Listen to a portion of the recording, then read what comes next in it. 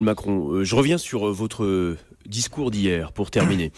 Vous parlez du jour d'après, qui sera forcément difficile. Parler du jour d'après, est-ce que ça veut dire que vous avez déjà intégré votre victoire à l'élection présidentielle? Non, parce que je connais les Françaises et les Français. On ne leur dicte pas ce qu'ils ont à faire. Et donc jusqu'à la dernière minute, ils peuvent décider, réagir, changer.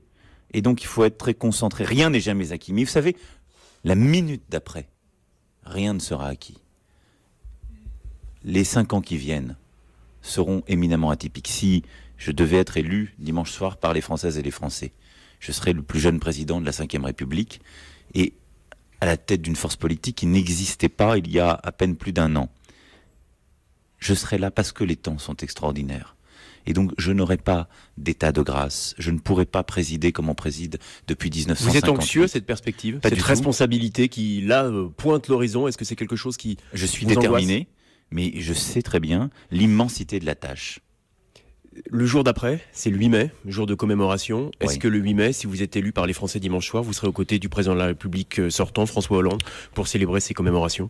C'est au président de la République, François Hollande, de le décider. Élu ou pas, de toute façon, je l'aurai au téléphone dimanche soir, comme il m'a appelé au premier tour pour me notifier les résultats. Mais s'il vous propose, vous serez S'il me le propose, à j'y serai. l'Arc de Triomphe. S'il me le propose, j'y serai. Merci, Emmanuel Macron. beaucoup, Emmanuel.